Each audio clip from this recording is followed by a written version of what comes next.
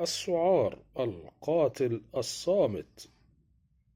ازاي خربشة قطة تسببت في موت طالب في كلية الهندسة؟ شهد على وفاته مستشفى جامعة عين شمس التخصصي. دخل الطالب عنده تشنجات عصبية، بيخاف جدا من المية، ودي العلامة الشهيرة جدا للمصاب بالسعار في أواخر الإصابة ممكن تقعد فترة، ولما بيظهر عرض الإصابة بالسعار بيكون خلاص فات الوقت، لو ما كانش خد الايه المصل وقت ما حصل له الخربشة أو العضة. ومش شرط تبقى عضة، ممكن تبقى خربشة عادية جدا. وكل ما كانت الخربشة قريبة من الجهاز العصبي، كل ما كانت الوفاة وظهور الأعراض سريعة جدا.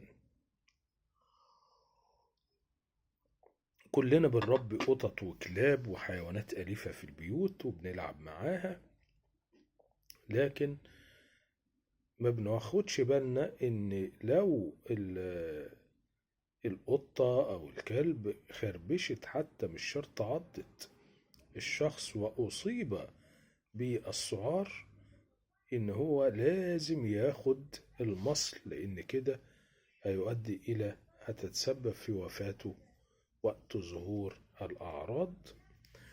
السعار مش شرط يجي من الكلاب، احنا كلنا عندنا بنقول ان السعار بيجي من عضة الكلب، لازم ناخد مصل الكلب، لكن مش شرط، مش كلب وبس.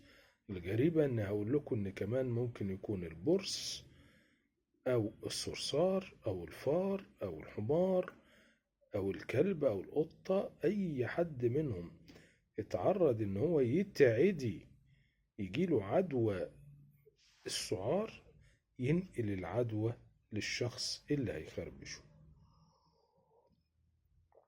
والاستهانة بعدم أخذ المصل، الاستهانة على طول دي تمنها الحياة.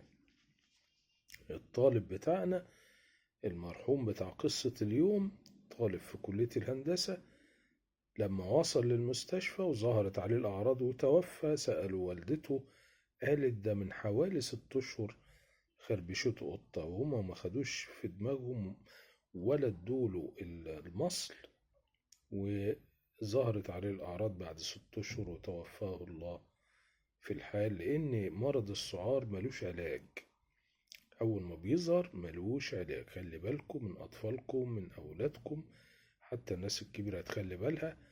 أي تعرض لقطة، لكلب، لحيوان، لازم تروح تاخد المصل فورا. السعار مرض قاتل، عافانا وعافاكم الله.